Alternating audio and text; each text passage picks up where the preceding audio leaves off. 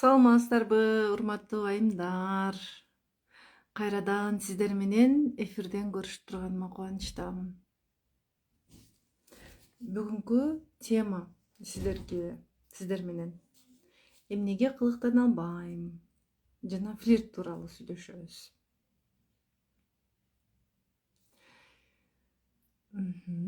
Эгерде разборго келем дегендер болсо, анда дайрекке же болбосо аксыз консультация группаларыбызда бар болсоңуздар, группага жазсаңыздар болот. Биздин курска катышпаган айымдар болсо разборго.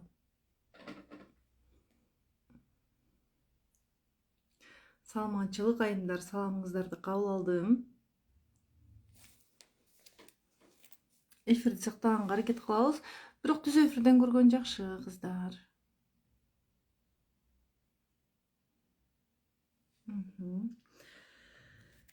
Кимде кандай суроо бар бүгүнкү темага, мүмкүн түз эфирден сурооңузга жооп аласыз. Көптөн бери издеп жүргөн сурооңузга жооп аласыз деген ишеничтемин.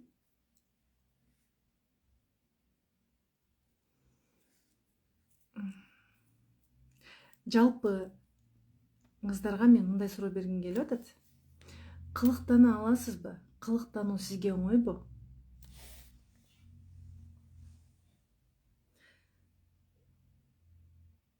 Жооп бериңиздерчи. Саламыңыздарды кабыл алдым айымдар. Кубанып турамын.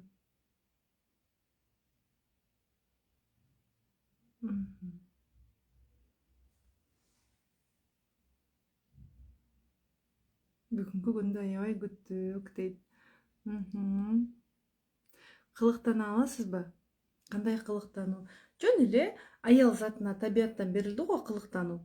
Сизде кылыктануу барбы? Жалпы кылыктангыңыз келеби?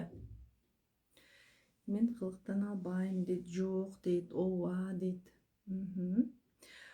Сиз өзүңүздү сүйө аласызбы? Өзүңдү сүйүү деген эмне? Сиз өзүңүздү канчалык деңгээлде сүйөсүз? Ким жазгысы келип турат? Жок, оңой эмес, кылыктаныш кыйын деп атасыздар. Мен дагы кылыктана албайм дейт, ооба кылыктана алам дейт. Ичине учун чыгарып коебуз дейт. Мындай да, башка эркекке жабыл дейт. Өзүңдүн күйөөңө гүлдөй ачыл дейт да, кичине учун чыгарбай эле, кандай бар ошондой эле ачык эле эркекти таң калтырып эле кылыктанган жакшы кыздар болгону. Эркектин оозу мурдуна тыгылбай, өзүңүздү сүйүү менен баардык дене мүчөңүздү жибитип кылыктансаңыз жакшы. Катуураак сүйлөсөңүз дейт. Мен мындан катуу сүйлөй албайм. Менден бир запах боло берет. Женский жактан врачка көрүнсөм, баары жакшы дейт, запах кетпей атат. Стресс болгондо адам гормондор жыттанат. Маанайга жараша мен кылыктана албайм дейт. Менин байкаганымча бир 70% айымдар мен кылыктана албайм деп жазды, 30% айымдар кылыктана алам деп жазды. Бирок 99% айымдар мен кылыктанам деп жазуу керек болчу да. Биз аялбыз го табиятыбыздан. Сүйбөсөм керек, бирөөнүн жаман жагын бат көрөм. Отражение, сиз демек өзүңүздүн жаман жагыңызды бат көрөсүз. Мен бүгүн кошулдум дейт, кубанычтамын.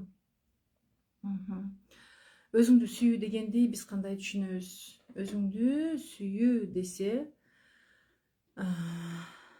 биз алтын алуу, кийим алуу деп түшүнөбүз да. Бирок өзүңдү сүйүү деген кыздар, ар бир дене мүчөңдү сүйүү. Ар бир дене мүчөңдү. Кыздар, мына азыр денеңиздерди бош коюп отурсаңыздар, денеңиздерди бош коюп отуруңуздар. Азыр биринчи мындай эфирге жөнө турган жоксуз да, ары бери чуркабай мындай эфирге берилип отурсаңыздар. Денеңизди бош таштап отуруңуз. Мен азыр кайсыл жердемин? Мен эмнени ойлоп турамын? Мен киммин? Деген суроолорду өзүңүзгө бериңиз. Баардык дене мүчөңүз бүтүнбү? кыныңызга канчалык сүйүү бересиз? Кын булчуңдарына сүйүү берүү жөнүндө ойлондуңуз беле? Кын булчуңу жатын аялда маанилүү орган экенин билсеңиз дагы маани бердиңиз беле? Мына азыр баарыбыз жай отуруп кыныңызды элестетиңизчи, кыныңызды караңыз. Мени карабасаңыз дагы мындай ойлонуп кыныңызды караңыз. Жаным, мени кечирчи. Мен сени унутканым үчүн кечирип койчу. Мен сени жакшы көрөм. Аллага чексиз шүгүр кыламын. Мага мына ушундай органымды кем кылбай дене мүчөмдү бергениңе. Жай кыныңызды сүйүү менен жумуңузчу. Жаным, мен сени жакшы көрөм. Жумдуңузбу? Жай бошотосуз. Мындан кийин сага этият мамиле кылам. Жай бошотосуз. Мен сага мындан ары сүйүү беремин. Сени унутканыма кечирип койчу.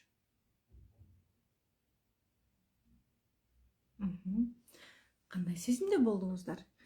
Кын булчуңдарыңыздар кадимкидей жымырап, жумшак жумулганын сездиңиздерби? Оңой жумшак жыйрылып бердиби? Жазыңыздарчы. Сиздер жазыңыздар, могу жерде 1-2 келген суроого жооп берип коеюн. Сездиңиздерби? Опушение маткени кантип көтөрсө болот? Интим гимнастика менен көтөрөсүз, башка жолу жок кыздар, башка жолу жок. Сиз каалайсыз, каалабайсыз, бир гана чечими интим гимнастикада. Операция болгондор кайра келип атышпайбы бизге? Аденомиозго жардам береби? Жок кыздар. Аденомиозго интим гимнастика жардам бербейт. Сабактар жардам бериши мүмкүн. Проработкаларды жасоо менен, денедеги блоктордон арылуу менен аденомиоз, киста, миомадан арылган айымдар бар. Бирок интим гимнастика менен кетпейт. Тартылат экен, кызыктай болдум, возбуждение болдум дейт. Мындай сүйүү бергенде оңой жумулуп берет бекен. Көзүмө жаш келип, ыйлагым келди. Жөн эле ыйлагыңыз келип турган жок. Дене бизди алдабайт да. Денеде бар блоктор. Интим гимнастиканын боюнда бар аял жасаса болобу дейт. Болот ооба. Бирок аял өзүн жакшы сезсе, угроза жок болсо, тонус жок болсо, анда жасоого болот. Мен ыйлагым келип кетти, бирок сонун жумшак жумулду, чымырап сонун болуп кетти. Вот кыздар, ар бир органыңызга, керек болсо тизеңизге дагы, далыңызга да сүйүү беришиңиз керек. Жай отуруп, далыңызды эркелетиңизчи. Жаным, мен сага ушунча көңүл бөлбөптүрмүн. Мен сени жакшы көрөмүн, сага көңүл бөлөмүн. Мындан кийин сага кам көрөмүн. Керек болсо далыңызга, чачыңызга да махабат бериңиз. Жаным, мен сени жакшы көрөмүн деп. Мындай да кыздар. Результат кайф дейт. Эми жазгандарыңыздан билинип атат сиздин эмоцияларыңыз. Жакшы кыздар. Эмнеге кылыктан албайм? Эмнеге кылыктануу маанилүү? Неге кылыктан албайм деген сурооңузга азыр жооп табасыз. Эмнеге кылыктануу маанилүү кыздар? Аялды бул жашоого Кудайым жаратканда өң чырайы менен, аялдык сыпаты менен жаратты. Денелерди үркүрөйткө, миома кантип кетет дедиңиз, проработкалар, сабактарды көрүү менен кетет. Эмгирип түшүнбөй калдым деп атасыздар. Мен азыр жакшы техникаларды берем, ушинтип жасап турабыз. Эмнеге кылыктануу маанилүү кыздар? Эркек менен мамиледе дагы, жана өзүң менен мамиледе дагы. Эркек менен мамиледе дегенде кандай? Эгер аял кылыктан албаса, анда эркектин жанында аял жок. Эркек, сиздин эркегиңиз канча түптүз жүрсө дагы, канча аялдарга маани бербейт, мени эле сүйөт деп ойлосоңуз дагы, өң чырайына каранган, өзүн эркелете алган, эркелей билген, эркекке комплимент айта билген, флирт көрсөтө алган, кылыктана алган аялдан оңой менен баш тарта албайт. Неге? Бул эркектин табияты. Биз алардын табиятын өзгөртө албайбыз. Сиз кааласаңыз, каалабасаңыз, эркек кылыктуу аялды оңою менен көз жасымдан калтыргысы келбейт.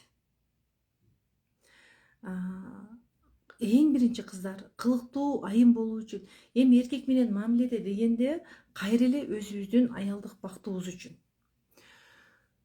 Канча миллионер болбоңуз да, канча миллиардер болбоңуз, канча миллион долларларыңыз болбосун, биз адамбыз да, акча адамдагы мүмкүнчүлүк.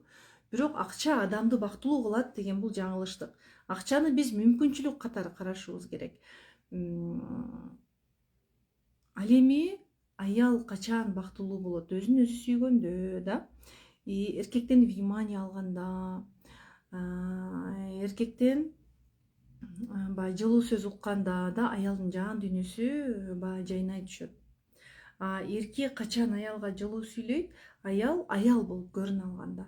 Сиз канчалык деңгээлде баалайсыз өзүңүздү? Аял болуп көрүнө алам дейсизби? Качан бир сексуалдуу бир взгляд менен карадыңыз эркегиңизди? Эркегиңизге акыркы жолу качан сексуальный взгляд менен карадыңыз? Эсиңизде барбы? Үйдө өзүңүзгө аялга карагандай карайсызбы же инструментке карагандай карайсызбы? Стиральный машинага карагандай, пылесоска карагандай, мультиваркага карагандай карайсызбы? Жооп бериңиздерчи кыздар, бул эркин эфир.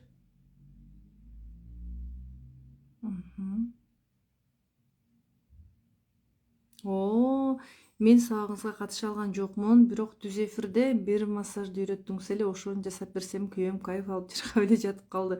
Магазинге алып барып 2 штук футболка, шляпа алып берди дейт. Кыздар, мен неге окуп атам мотивди? Мына результат. Акысыз эле сабактан бир 5 мүнөттүк видеодон эле, даже 5 мүнөткө жетпеген. Мына ушундай белектерди алып атыптыр да. Ар бир эркектин ичинде алтын балыгы бар. Эркек сараң болсо дагы, ак көңүл болсо дагы, детская травмасы болсо дагы, таарынчак болсо дагы, кандай болсо дагы, ар бир эркектин ичинде алтын балыгы бар. Алтын балыкты ойготконду билбейбиз. Эркек милдеттүү деп айтабыз да, бирок биздин да милдетибиз бар да, аял тили менен тирлик кылганды билиш керек да. Тили менен, мүнөзү менен кызганчактыкты кантип токтотуу керек? Өзүңүздөгүбү? Домработницага эркегиңиз жок да, эркегиңиз болбосо өзүңүз барсыз, эстей албайм, карайм кээде, ошону ойлонуп турмун дейт. Эстей жок. Мен даже билбейм дейт, жок эстей албай жатам. Как эшек дейт. Сиздин сабагыңыз бүт жашоомду өзгөртүп келатат дейт. Ой, кубанычтамын. Бактылуу болуңуз. Алланын каалоосу менен көрдүңүз го менин сабактарымды. Адамга адам себепчүбүз да. Апа ролу көп экен менде. 50 пробго катыштым дейт, азаматсыз. Эмнеге кылыктануу маанилүү? Биз кааласак каалабасак дагы эркегибиз кылыктуу аялды каалайт. Эркек эч убакта аялды сүйүп кетет, аялым бактылуу болуп жашаса экен деп ойлобойт да. Биз аялдарбыз. Биз аялдар мен эркегимдин жанында бактылуу болушум керек дебейбиз да. Мени менен эркегим бактылуу болсо экен деп айтабыз. Мени менен биз аялдар, эркектер биздин жаныбызда өздөрүн бактылуу көргүлөрү келет.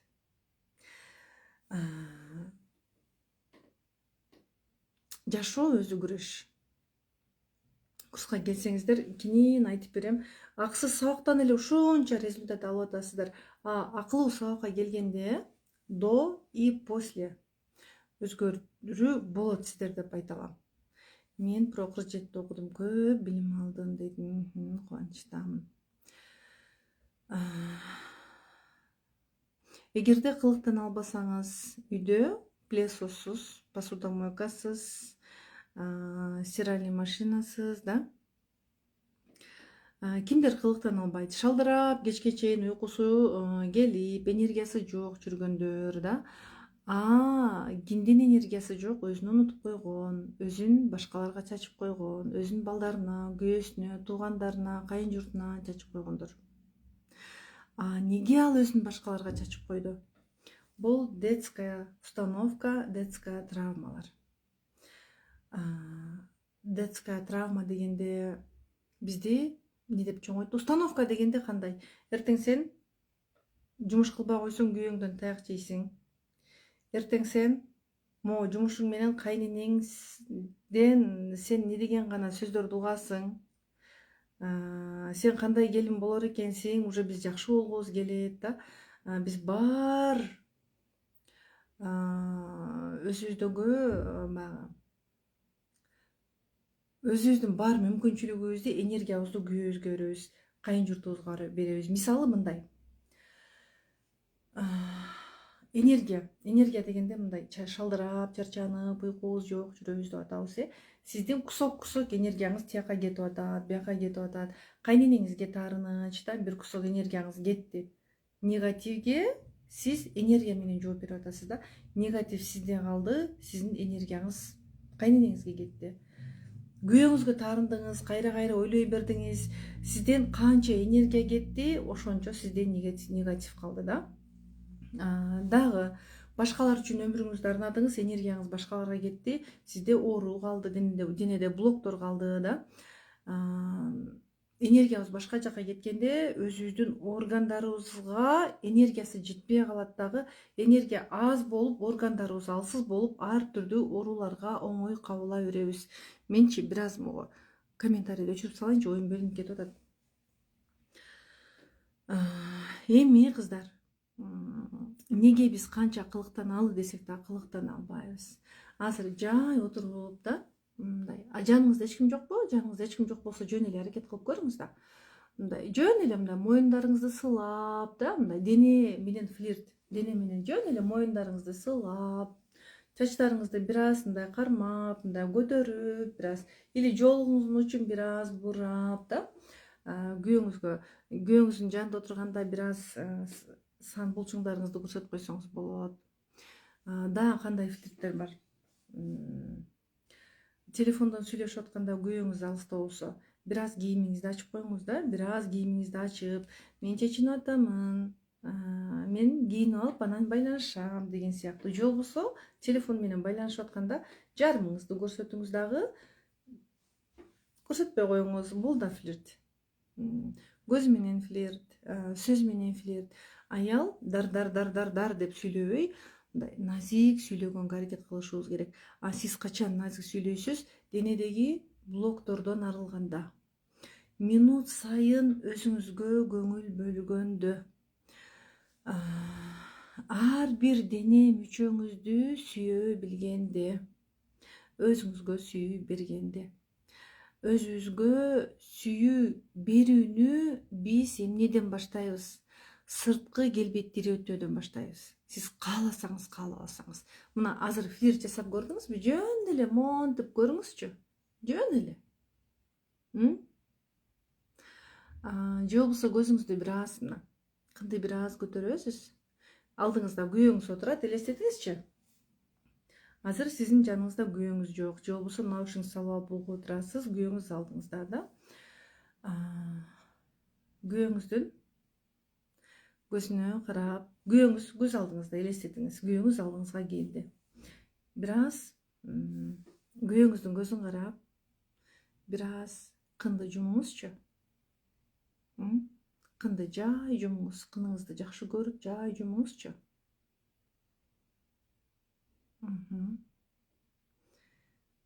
Кандай сезимде болдуңуз? Мындай жагымдуу сезим болдубу? Же аткаралган жоксузбу? Жөн эле дене менен флирт, жөн эле колуңузду монтип отуруп көрүңүзчү. Мындай отуруп көрүңүзчү. Мындай отуруп көрүңүзчү. Отура алдыңызбы? окшоштубу, окшошкон жокпу?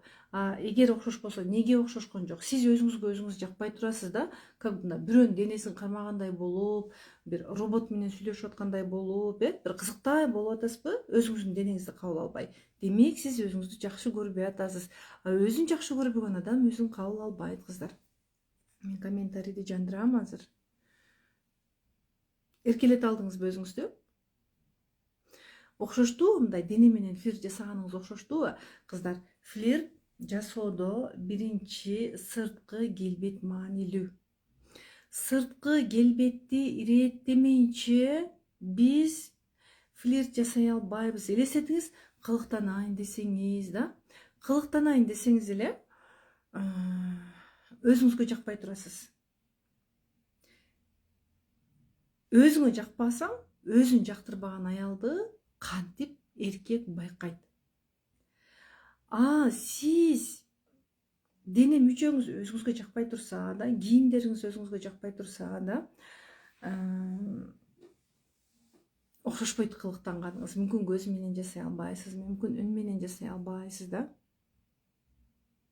Кынымда сонун сезим болду. Сиздин сабактарга катышкандан кийин окшоштурдум. Өтө жакшы. Кубанып турамын.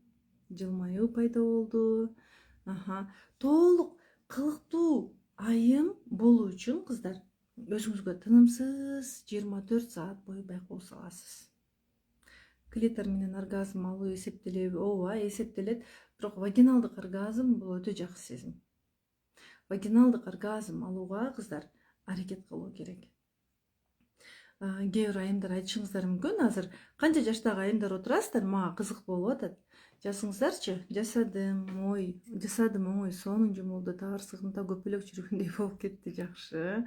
Мурда катып калган болчумун, скелет болуп, сиздин сабагыңыздан кийин өзгөрдүм деген айым, опуттуу болуп калдык, сиздин сабактарыңызга катышып, дейт Эркайым айым. Кубанып турамын. Алтыным, активдүү айымдарды мен аябай жакшы көрөм. 4-июнь туулган күнүм, кандай белек сурансам болот? Белек алуу курсубузга келиңиз. 36 24 20 31. 22 жаш келиндер экен бардыгы. 45. Мына кыздар, ар түрдүү курактагы айымдар отурасыздар да. Кээ бир аялдар айтат, мен 50-гө чыгып калдым, мага кайдан дейт да. Сиз азыр 50-дөсүз, бирок сиздин күйөөңүз азыр 55-60 болушу мүмкүн. Сиз мен картайдым, мага кайдан деген менен сиздин күйөөңүз кылыктуу аялдын жанында уктагысы келбейт дейсизби? 45-теги аялдар көбүнчө өзүн унутуп коет экенбиз да, өзүбүздү унутуп коет экенбиз.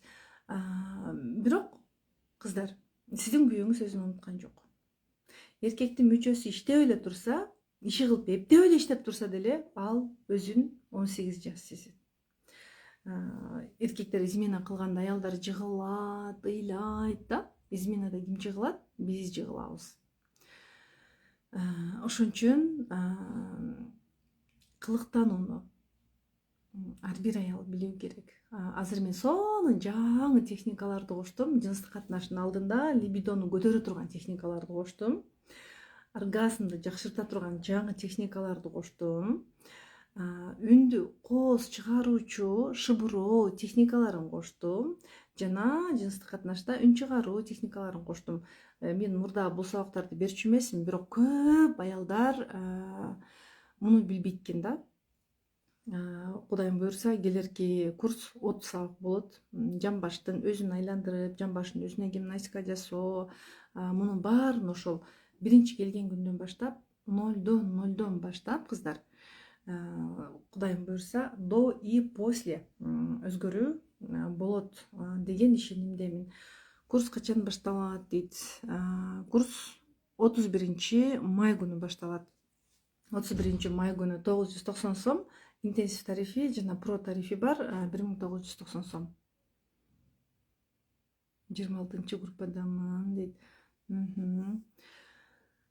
Жакшы. Кыздар, неге айыз тез келе бериши мүмкүн? Ар кандай жүр болушу мүмкүн. Мүмкүн воспаление, мүмкүн эрозия да бар. Гинекологко барып көрүнүү керек, кыздар. Кимде кандай суроо бар? Флирт көрсөтүүдө биринчи кыздар мен кошулган сайын үнүмдү чыгарам дейт. Үндү да туура чыгарганды билүү керек да кыздар. Жагымдуу мындай. Ошол үнүңүз эртеси күнү кечке эркекти эргите турган болуу керек да. Мындай туш келди, эми үн чыгат го, өзүмдү кыспашым керек экен деп эле үндү дарылдатып кое бербей же мындай үндү мындай контролдой койбостон мындай секс деген бул чуркоо эмес да. Эптеп септеп бар күчүңдү салып мантип эле чуркап эптеп септеп жана клиторду дүлүктүрүп оргазм алып алуу же болбосо бир аз рахаттанып алуу эмес да. Мындай жыныстык катнашта ар бир кыймылдан, эркектин ар бир кыймылынан, өзүңүздүн ар бир кыймылыңыздан лаззат алганды билишиңиз керек. 48 Pro'da сабак алып атам. Сонун инсайттар окуңуздар, өкүнбөйсүздөр, өзүңүздөрдү сүйүңүздөр дейт. Туура. Флирт деген бул кылыктануу. 41 жаштамын, турмушка чыксамбы деп атам. Эң туура кыласыз. Изменаны кечирүү керекпи? Кудай кечиргенде сиз кечирбей кимсиз? Кыздар, измена болгондо биринчи өзүңүздөргө суроо беришиңиздер керек. Мен эмне үчүн бул өмүрлүк жолдошум менен бул жашоодо кошулдум? Мен күчтүүбү, Алла күчтүүбү деген суроону бериңиз. Анан Алланын каалоосу менен бул өмүргө күйөөңүз менен кошулганыңызды түшүнгөндө да сизге уже осознание келет. Эгерде эркек урса да, ура берсе, ара тура урса, кызыл тилибизден табабыз айымдар. Биз аялдар оозубузду ачканда 1000 сөз чыгып кетет. Өзүбүздү баса албайбыз да, биз эмоция менен сүйлөйбүз го. Чубак ажы деле айтты го, аялдар акыл менен сүйлөбөйт дейт да. Аялдар эмоция менен сүйлөйт деп атат да. Аны сүйлөп атат деп кое берчи дейт. Эми эркектин баары чубак ажыда эми ошончолук чубак ажы билгенди билбейт да. Эми эркектердин баарынан сиз чубак ажыны талап кыла албайсыз да. Идеалдуу адам болбойт, идеалдуу өмүр болбойт. Мен да өзүмдү идеалдуумун деп эсептебейм. Менин да каталарым бар. Күйөөмдү да идеалдуу деп эсептебейм. Бирок аял чындап өзүн сүйгөндө мындай эркек өзү эле көңүл бургусу келет экен да кыздар. 22 жыл жолдошум менен бирге өмүр сүрүп келатам. Дайыма айтам го, менде да ажырашуу болгон да. Кээде чарчап кеткен күндөрүм болду. Ушинтип өзүмдүн үстүмөн тынымсыз иштеп, ажырашам деп жүргөн күндөрдө кайра өзүмдү уруштум. Бүттү, мен ажырашпайм. Бүттү, мен Алланын каалоосу менен кошулдум күйөөмө. Мени ура бербесе, таяк жегенмин. Таяк жеп көгала болуп жатып калган күндөрүм болгон. Көрсө мен өзүмдү сүйбөгөн экенм, чек арам жок болгон экен, самооценкам төмөн болгон экен да. Азыр эми мен андай нерселерге албетте жол бербеймин да. Жана андай нерсе биздин уже жашоодон чыкты. Андай нерсе биздин жашоодо жок да, уже мындай агрессия, мындай кемсинтип сүйлөө деген нерсе жок. Аял өзгөрсө, аалам өзгөрөт деген сөздүн чындыгы бар. Мен азыр Алла мени ушул билимдерге алып келгенине мен чексиз шүгүр кылам. Болбосо мен да ажырашкандан кийин кайра ажырашам деген ойлор, ажыраштык, кайра ажыраштык, ажырашкандан кийин кайра ажырашам деген ойлор болгон да менде. Бирок азыр ошол үйлөмдү сактап калганыма мен Аллага чексиз шүгүрлөрдү кыламын. Измена бул аялга берилген сыноо. Суроо бериңиз да, изменада мен бул адам менен мындан ары бирге каламбы? Эми бүткөчө өчөшүп төшөгүңүздү өртөп жибересизби? Бул адам менен бирге каламынбы? Мен эмне кылуум керек мындан ары? Измена болгондо кыздар, измена кылдың, мына көрдүңбү? Могу деген эмне деп эркекке карматып коюу дурус эмес кыздар. Сен бетин ачтыңбы? Рас, карма дистанцияны. Сен бүгүн изменасын айттың, бутуңа тизеледи, сага бар дүйнөнү алып берүүгө даяр болом деди, көзүңдү карап калды, десең баарын кылып атат да, бат кечирип коесуз да. Эркекке бул норма болуп калат. Бул оңой эле кечирет экен го дейт да. Сиз асманды оодарганда эле эркек любовницасынан баш тартып кетет деп ойлойсузбу? Жок кыздар, сизге көрсөтпөй ал барышы мүмкүн. Анткени жандын кумары бул акчада жок, бийликте жок, жандын кумары бул башка нерседе жок да. Жөн эле өзүңүздү кыйнаганыңыз, эгерде эркек любовница күтсө, бетин ачып салганыңыз. Эркектин любовницасынын бетин ачтыңызбы, күйөөңүздүн бетин ачтыңызбы? Раз, андан кийин дистанцияны катуу кармашыңыз керек. Кээ бир эркектер дистанцияга чыдабайт. Мисалы сиз 3 ай 4 ай дистанция кармадыңыз да төшөгүңүзгө жолотпой, например, өзүңүздү сүйүп да баары убактыңызды өзүңүзгө арнап, же болбосо кечинде төшөктө укмуш, негизи измена болду, кечинде өзүң үчүн жатып кое бер, агалам тегиз жатып кое бер. Сен баары бир башка эркек менен жатпайсың го. Агалам тегиз эркегиң менен барып кое бер да, эртеси дистанция карма да. Эгер айтып алган болсок, бирок 3 ай 4 ай дистанция кармап жүрүүгө эркек чыдабайт. Эркек чүнчүп кетет, аял жок, ал өсө албайт. Анан ал любовницасына мурдагыдан да жакын болот. 3 ай 4 ай дистанция сактап жүрүү өзүңүзгө да кыйын. Бул 3 ай 4 ай 5 ай деген бул жарым жыл го. Алтыным, Турсунайка, ишиңе келе канча жетишкендикке жеттик деп кубанычтамын. Айыз келбей гормональ нарушение болгондо да канга кеңейип кетиши мүмкүнбү? Толук мүмкүн. Турмушка чыккандан кийин келейинби? Жок, чыкканга чейин келиңиз. Секске такыр көңүлүм жок, өзүм түшүнбөйм, жолдошум бар дейт. Кыздар, муну мурдагы эфирлерде айтып бергенмин.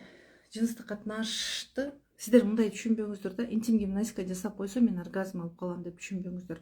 Оргазм аялдарда мээ аркылуу ишке ашат. Сиз канча кынды дарытсаңыз деле, мээде көп негативдер болсо, жек көрүү болсо, өзүңүздү сүйүү болбосо, оргазм ала албайсыз. Өтө влажный болуп кетет, норма. Оффлайн качан башталат? 7 май башталат, кыздар.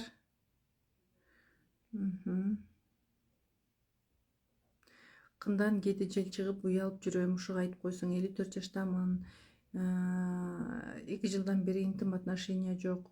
Келиңиз курска. Өзүңүздүн кыныңыз үчүн келесиз, эркек үчүн эмес, өзүңүз үчүн келиңиз. 54 жаш болсоңуз жаш экенсиз го али. 2 ай болду кесарево менен төрөгөм. Кесарево менен төрөгөн болсоңуз жок, азыр эмес. Бир 4 айдан кийин байкап көрүңүз. Эгер оорусундуу болсо, анда 6 айдан кийин келесиз.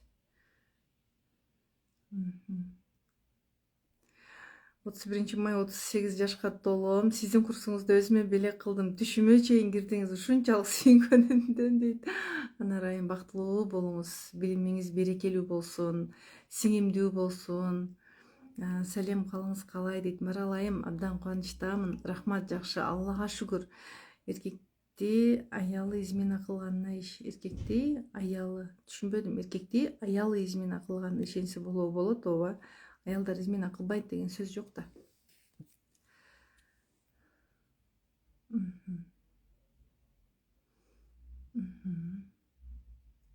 Жетинчи июнь дейт. Ооба кыздар, 7-июнь. Мындай да, мен жолдошум менен ойношушун билгенден кийин көңүлүм калды. Кыздар, битке чөшүп, төшөгүңүздөрдү өрттөбөңүздөр. Измена болдубу? Эркек неге измена кылат? Мен муну негизи айта берип тилим тешилди да. Мен уже оозуман сөз чыкпай калыптыр. Муну айта берип. Эми аялдар билет, просто аткарбай жүрүү деп ойлоп атам да. Эфирде инсайт алып атасыздарбы? Айтыңыздарчы. Азыр мен эмне айтышты билбей турам даже сиздерге.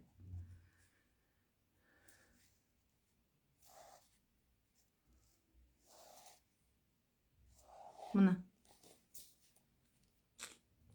Ой, кап. Так.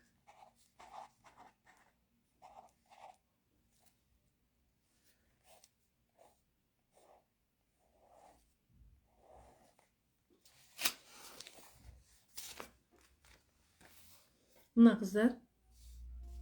Бул аял эркек. Эркек бизчелик бытка кирип кетпейт да. Эркек бытка кирип кетсе дагы, эркек жумушка кирип кетсе дагы, ал жумуштан ары өзүнүн чарчоогун басып, коллективи менен, достору менен чарчоогун баса алат эркек. А биз аялдар да, аялдын энергиясы каякта жүрөт, биздин кыргыз аялдары. Ата-энесинде, баласында, кошунасы менен ушак айтышканында, үй жумуш, күйөөгө биз апа болуп энергия беребиз да. Апа болуп, апанын ордун басып алабыз. Апанын ордун баскан аялдан эркек алыстай берет. Аял могу жака кетип калды, эркек жалгыз калып калды. Эркек өзүнө аял издей баштайт. Сүйсө сүйбөсө дагы мунун гормондорун көтөрө алган, комплимент айта алган, мындан сурай алган, я хочу дей алган, мүчөлөрүн мактай алган, муну эркек катары көрсөтө алган аялды издей баштайт. Азыр конкуренция толтура. Азыр аялдар ушунчалык өзүнүн үстүнөн иштеп атат, аракет кылып атат. Сиз бытка кирип кетип чыкпай калбаңыз да. Быт сизди бактылуу кылбайт. Мен ушул жашка келип, үйдүн тирилигине берилип кеткен, өзүн унутуп, үй кийиминен акча аянган, өзүнүн сырткы келбетинен, ден соолугунан акча аянган аялдын бул жашоодо бакыт тапканын, ага күйөөсү көңүл бүрүп, сүйүп караганын көрө элекмин. Көп семьяларды көрдүм, ошондой көп семьяларда эркек измена кылат. Элүүгө чыкканда тилекке каршы канчага чыкса дагы. Анан аялдар ошондо катуу жыгылабыз, эркекти катуу жек көрөбүз. Эмне деп жек көрөбүз? Мен ушун үчүн өмүрүмдү арнадым, кийбедим, жебедим, балдар тарбияладым, үй болсун дедим, үй кылдым, жай кылдым, мал кылдым. Буга да эмне керек дейсиз да?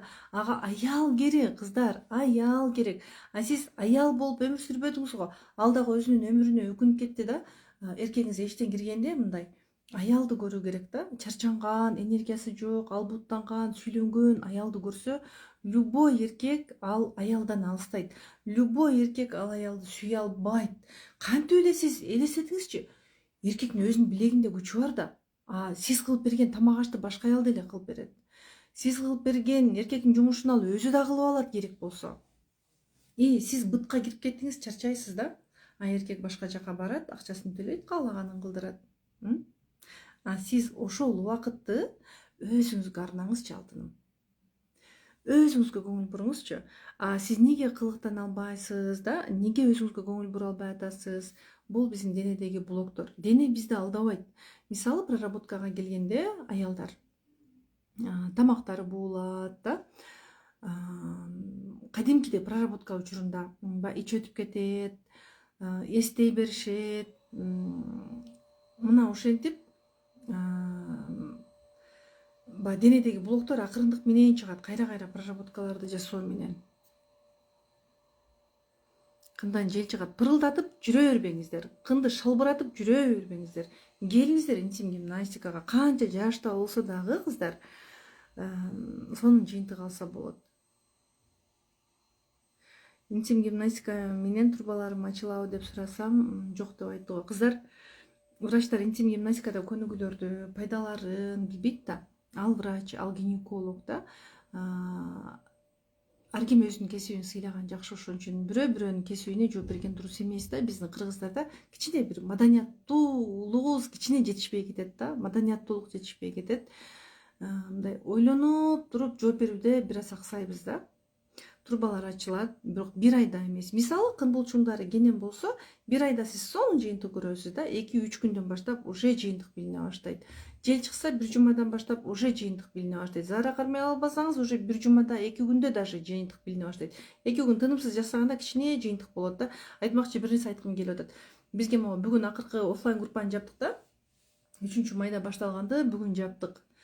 12 урок келишти, бир айда бир жумада 3 жолу черезден бир апа келди. Мен башында келгенде ишенесиздерби? Кантип үйрөтөм дедим да. Келин экөө келди. Кантип үйрөтөм? Мен ушунчалык баягы ойлондум да, эмне кылсак, бул апага бекер консультация жүргүзүп берсемби, бекер терапия кылып берсемби деп ойлодум да. До такой степени өзүн кордоп салган да. Өзүн кордоп салган. Көрсө, ал баягы күйөөсүнөн аябай таяк жеп, кордук көрүп чоңойгон экен. Өмүр сүргөн экен. Анын бала чагы эми кандай болду билбейм. Бирок гимнастика жасаганда даже ушунчалык каттып калганда, бирок ошол апа да результат алды да. Бүгүн батасын берип, мындай такыр сүйлөчү эмес. Ушунчалык эмоциясы басылган. Кандайсыз, жасап атасызбы десең да коркуп мындай жооп берет да. Коркконун билдиргиси келбейт, бирок ушундай болчу да. Бүгүн кетип атып, рахмат, силер болбосоңор мен эмне кылат элем деп Алланын каалоосу менен келди го. Биз результат алып атабыз, силер бар. Мен жакшы болуп калдым, силер бар, биз жакшы болуп калдык да. Ушундай сүйлөп кетти. Ал андай сүйлөй турган деңгээлде болуп келген эмес да.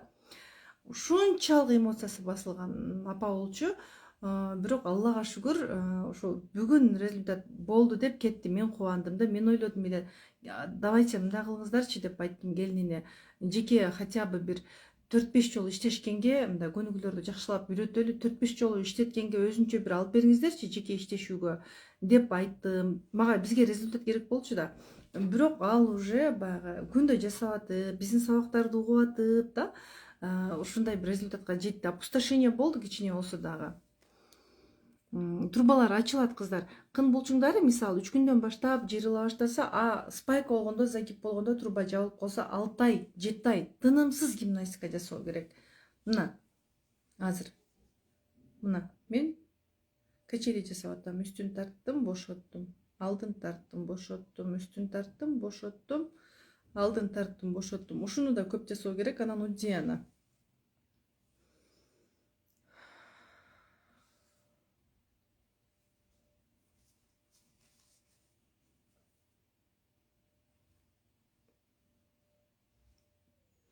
Бирок бул көнүгүүлөрдү туура жасабаса зыян. Бизге келесиздер, туура жасап үйрөнөсүздөр. Эгер туура эмес жасап алсак, анда каршы көрсөтмөлөрүн көрүп каласыздар. Айрым учурда жасабай турган учурлар болот. Могу интим гимнастикада базовый көнүгүүлөр бар. Базовый көнүгүүлөрдү бардыгы жасай берет. Ал эми татаал көнүгүүлөр бар. Татаал көнүгүүлөрдү айрым-айрымдар жасабайт. Могу наулю көнүгүүлөрүн да үйрөнүү керек. Эгерде труба жабык болсо, спайка болсо үйрөнө аласыз. Онлайндан деле айымдар сонун үйрөнүп атышат. Сиздин эмне айырмаңыз бар? Чүрөк айым алтынгыз, кылыктануу жөнүндө айтыңызчы дейт. Сизге чоң рахмат, көп жакшы нерселерди үйрөндүк дейт. Ыраазымын. Сиздин сабагыңыз ушундай, өзүм дайым сезип калам дейт. Күйөөм тез эле бүтүрөт, а мен көбүрөөк убакыт каалаймын. Сүйлөшүү керек кыздар. Эркек эрте бүтүп калса, койчу сен эрте бүтүрүп салдың, мен деле бүтүшүм керек, токто деп алар менен балага карагандай карап сүйлөшпөстөн, сиз чоң адам позициясында, аял позициясында айтыңыз да. Ачууланганда биз ар нерсени сүйлөп салабыз. Ачууланганда сүйлөбөгөн дурус. Ойлонуп туруп, акылыңызды токтотуп, өзүңүздү сүйүп, мен азыр кайсы жердемин? Азыр мен тынымсыз ушунун үстүнөн иштеңиз да. Азыр мен кайдамын, эмнени ойлонуп турамын, мен бул сөздү айтсам бактылуу боломбу, бакытсыз боломбу? Анан күйөөңүздүн мүчөсүн макташыңыз керек. Эми мүчөсүн кантип мактайсыз? Мен буга чейин деле айтып эле жүрөм го, жаттап деле алдыңыздар го. Арстаным деп айтасыз да, мен күндүз да сени каалай беремин деп айтасыз. Мисалы, машинада баратасыз да, же экөөңүздөр чогуу отуруп калдыңыздар, бир машинада катар отуруп калдыңыздар, сандарыңыз тийип баратат, билбейм. Же көчөдө жетелешип баратасыздар да, ага эмне деп айтасыз? Мен сенин жаныңда, мен өзүмдү жоготуп атамын. Мен азыр сени каалап турамын, сенин катуу мүчөңдү мен каалап турамын деп айтышыңыз керек. Эркекти мына ошентип арстан кыласыз, мына ошентип эркектин уруктугу тез бүтө турган болот да. Эмнеси жакпай атат, ошону сиз жакпай атат деп түшүндүрбөйсүз да. Сен күчтүүсүң деп айтуу керек. Мен сени менен махабаттын туу чокусуна жетемин. Ар дайым сен менин көңүлүмө карайсың. Менин көңүлүмө караганыңа ыраазымын деп айтсаңыз болот. Кандай жакшы, менин билимдүү мырзам бар. Сиз аялсыз да, бизде ойлонбойт эркектер. Эркектер такыр бизде ойлонбойт.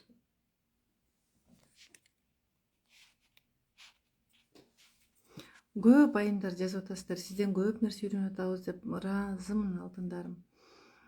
Сонун болуп атат дейт. Кылыктануу жөнүндө айтыңыз. Флирт сабагы айтылат кыздар. Бүгүнкү сабак эмнеге кылыктана албайм деген тема болчу. Бирок мен азын-аулак бир-эки нерсе айтып өттүм. Ошол денеде блоктордон биз кылыктана албайбыз. Катып калганбыз, таарыныч. Мисалы, таарынган абалыңызды элестетиңиз. Мен көчөгө чыкканда аялдарды көрүп капа болом. Көбүнчө аялдар шым кийип жүрөбүз. Шым биздики эмес экен да. Эми кээде бир кийип калбасам, мен көйнөк кийүүгө үйрөндүм. Көйнөк, кофта, юбка кийгенге үйрөндүм. Үйдө да узун көйнөктөрдү кийгенге үйрөндүм. Эми элестетиңиз, сиз таарынган абалда да күйөөңүзгө ачууңуз келип турат. Сиз азыр күйөөңүзгө кылыктанасызбы иштен келгенде? эштен келгенде чуркап кичинекей кыз болуп, мен сени күтүп аткамда как раз азыр дегендей, мисалы бетиңизди тосуп же мойнуңузду тосуп да, эркек менен жумушка жөнөп атканда сиз мойнуңузду өптүрүңүз да. Эриниңизди тиштеп коюңуз, эрин менен флирт жасаңыз. Тиштеп койсо эмес, мындай эмес болбойт кыздар. Эрин менен флирт жасоо үчүн дагы даярдануу керек. Кын менен сүйлөгөндү үйрөнүү керек. Курска келесиз, проработкаларды жасайсыз, көнүгүүлөрдү жасайсыз, сабактарды көрөсүз, кын менен сүйлөгөндү үйрөнөсүз. Аялга аялдын көзү кызыктуубу, кыны кызыктуубу? Кын менен сүйлө десең кечке сексуалдуу бол деген сөз эмес, кыздар. Сексуалдуу болуу керек. Ар бир аялда сексуалдуулук бар. Сексуалдуулук деген бул төшөктө лаззат алган адамды айтпайбыз. Сексуалдуу айым деп биз кимди айтабыз? Баскан турган, өзүнө жарашкан, мындай эркелей билген да, жылмайып жүрө алган, энергиясы көп. Биз эмнеден адашабыз? Жөнөкөй эле нерселерге, элементарный нерселерге биз маани бербейбиз да. Карасаң бир жерде жолугун оңдоп турат үйүнүн ичинде. Өзүңүздү байкап көрүңүзчү. Мүмкүн сиз азыр өзүңүздү көрүп атасыз да. Жолуңузду кийип атасыз, эки буту талтайып алгансыз. Кабак мондай, ооз түшкөн, курсак чыккан, өзүңүзгө сүйүү бербейсиз да. Чачты монтип байладыңыз дагы болду. Анан силкинип жөнөп кеттиңиз. Эркек сизден кантип аялды көрөт, кыздар? Эркек үчүн амал эмес, бул өзүңүз үчүн амал болуу керек да. Сиз канча назик болуп үлбүрөп турсаңыз, эркегиңиз сизге ошончо тартылат. Мен 22 жыл өмүр сүрдүм күйөөм менен. Акыры дагы айта кетейин эми. Менде ажырашуу болгон. Кайра жараштым күйөөм менен. Жарашкандан кийин кайра ажырашам дедим. Анан балдарымды даярдай баштадым да. Балдарымдын чоңуна айтсам керек десем, балдарым өзүнчө сүйлөшүшүптүр. Анан 3-чү балам, апа, сиз атам менен ажырашайын деп атасызбы деди. Не деп айттым билбейм. Балдарымды даярдайм деген ойдо айтканмын да. Карасам балдарым анайы жок жүрдү да. Анан ойлодум. Кудайдын каалоосу менен келдим, кошулдук го күйөөм экөөбүз. Кудайдын каалоосу менен бирге болдук го. Ашыкча урбаса, ойнош ойносо, мага көңүл бурбайт деп мен ажырашкым келген. Көрсө, менде маленькая я жок экен да. Маленькая яны кантип ойготосуз? Денеде блоктор кичинекей кызды басып койгон.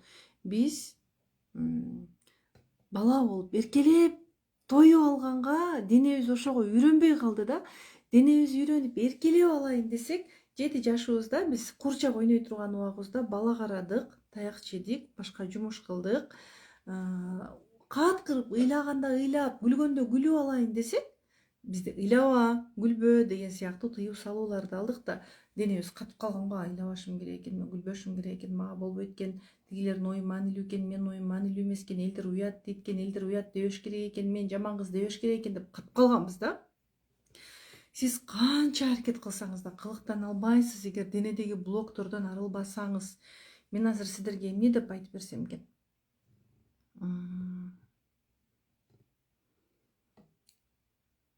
Ал үчүн ошол денедеги блоктордон арылуубуз керек. Баары бир.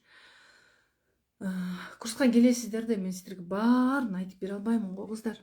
Оргазм жактан проблема жок. Мен гимнастикага организмди көпкө чейин жаш бойдон тургузуш үчүн курска жазылдым. Артагым келди. Сонсуз. Туура. Курсуңузга катталдым, сизди сүйүп калдым. Курс баштала элек деле дейт. Эфир сонун, кубанычтамын. Неге эфирге чыкканда үнүңүз жакшы угулбай калат? Ой, үнүм кандай угулуп атат, кыздар? Жакшы угулуп атабы? 20 февраль выкидиш болгон, ошондон бери айсы келбей атат. Дюфастон жазып берген, иштим, бирок келбей атат дагы деле. Барып врач эмне деди? Бизге айтыңыз, анан интим гимнастика менен калыбына келеби, келбейби айтабыз, Кантип я хочу дейбиз. Сиз өзүңүзгө айтыңызчы. Кимди атыңыз сиздин? Ася дейт. Ася, Тема, Сима, бу балдарыңыздын аты окшойт, Атыңыз ким? Өзүңүзгө айтыңызчы. Мына, отуруңузчу. Жөн эле отуруңуз, сезиңизчи өзүңүздүн денеңизди кармап көрүңүз, колдоруңузду сезиңиз да. Мындай роботту кармагандай болуп аткан жоксузбу? мындай инструментти кармагандай болбой сылаңызчы өзүңүздү сылап, чачтарыңызды сылап, өзүңүздүн бар экениңизди сезиңиз да. Денеңизди сылаңыз. Барсызбы? Жашап атасызбы? Сураңызчы өзүңүздөн. Айтыңызчы, мен киммин? Сиз кимсиз? Бирөөнүн ою менен өмүр сүрүп аткан адамсызбы? Өзүнүн каалоолору бар адамсызбы бул жашоодо? Кыздар, давайте азыр разбор кылгым келип кетти. Ким разборго келет? Номер калтырасыздарбы же группага жазасыздарбы? Биздин курста жоктор. Группага жазсаңыздар болот, кыздар мүмкүн мага жеткизишет.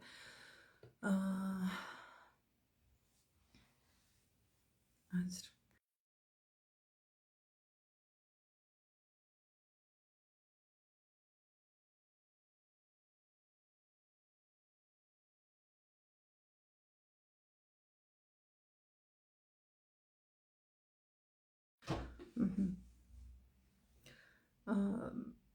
өзүңүздөн сураңызчы, өзүңүздүн денеңиздин бар экенин сездиңиз да. Аялдык сыпатыңыз канчалык деңгээлде экен? Аял деген кандай болот? Түндө любовница боло билет да, эркегин таң калтырып, укмуш үндөрдү чыгарып,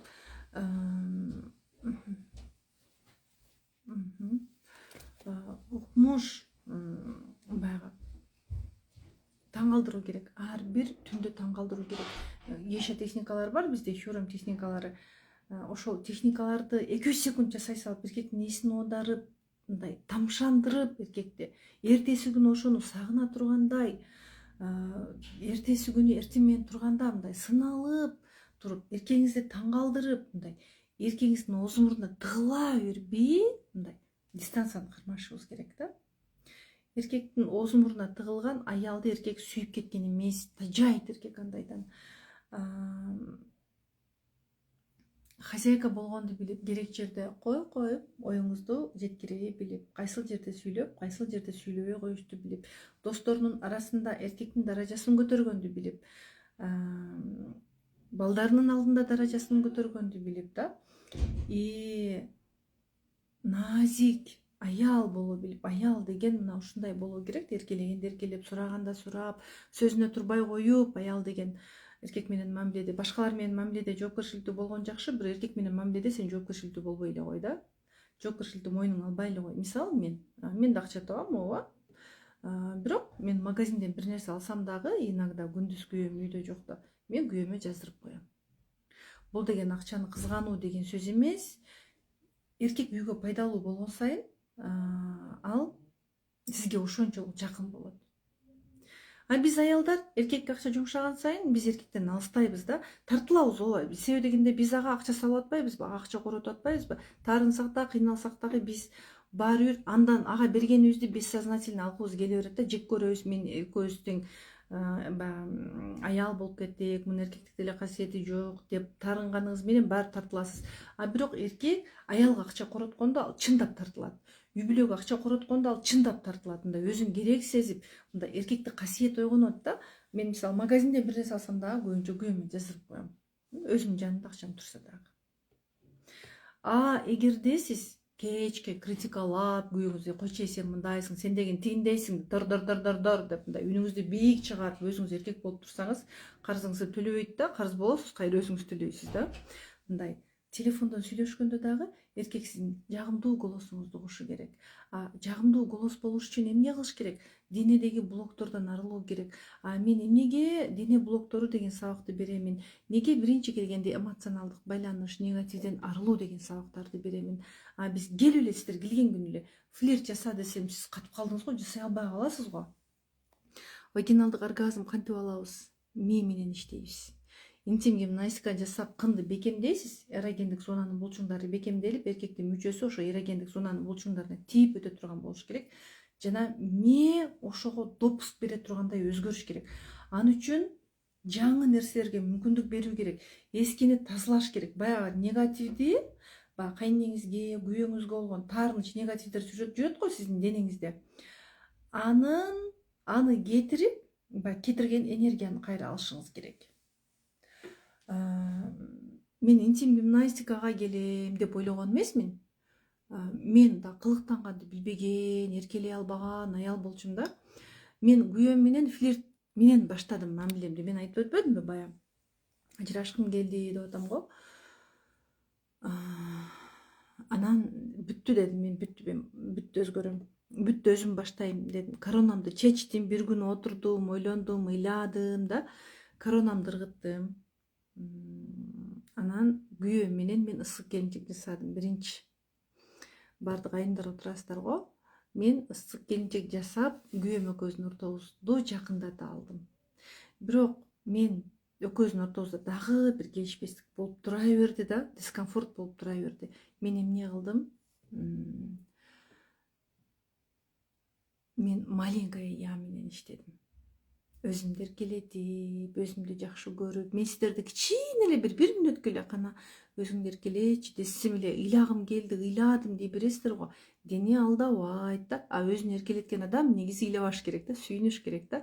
Сизден өзүңүздү эркелеткен сайын баягы негативдер чыгып атат. Эркелегенге болбойт, оюңду ачык айтканга болбойт деген установкалар чыгып атат. Сиздер аны түшүнбөй атасыздар. Кантип я хочу дейбиз? Аял кейпинде я хочу дегенди билиш керек. Разрыв болгондон кийин канчадан кийин курска катышса болот? 1,5-2 айдан кийин катышасыз. Сиздин сабактарыңыздан кийин сонун өзгөрдүм, кылыктанам, эркелеймин, жаш кыздай болуп, күйөөм шоколаддарды берип баштады, акча берип баштады. Алла ыраазы болсун дейт. Алтыным. Бактылуу болуңуз. Кубанып турам. Сизден салыштырып жеткизем деп ойлоп атат. Демек өзгөрүңүз. Менин сабагыма бирөө келди да. Ал үй бүлөсүн сактап калды. Анан дагы алар 50 жашта да, 50 жашта. Анын күйөөсү, анын коңшусунун күйөөсү эмне болуп кетти? Анын коңшусунун күйөөсү Италияга кетип калды. Италияга кеткенден кийин ал Италияга кеткенде да любовницасы менен кетиптир да, көрдүңүздөрбү?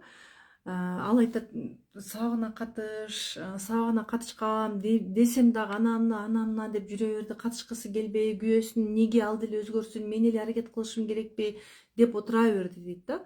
Жыйынтыгында күйөөсү любовницасы менен Италияга кетип калыптыр. Турсунай эже, мен күйөөмө кошулганда воздух чыга берет. 29 жаштамын, эмне кылышым керек? Интим гимнастика жасайсыз, эмне кылат элеңиз? Мен ушундаймын, ар дайым өзүмдөн аянам. Кантип бул нерсени жок кылсам болот? Түшүнүп турсам да өзгөртө албайм. Курска келиңиз, кыздар. Кана ким келет азыр? Могу менин курсума катышпаган кыздар, разборго келиңиздерчи, ким келет? Алтын энем менен адамдар менен отурганда негедир сүйлөсөңөр, менин оюм башка жакта, оюм бир жерде болбойт, кыйналып кеттим. Алтын энем менен түшүнбөй калдым. Чындап ошондой болот экен эже. Өзүмдү карап, жолдошумду мактап, комплимент айтып өзгөрдүм да. Жолдошум да өзгөрдү аябай сонун. Боюндагылар курска катышсак болобу? Эмнеге болбойт? Болот. Катышкыла кыздар дейт. Ооба, сонун өзгөрүүлөр болот. Сабактар мыкты, ийгилик кантип жасайм дейт. Курска келиңиз. Интим гимнастика тууралуу курс качан болот? 31-чи. Жазып коеюнчу азыр.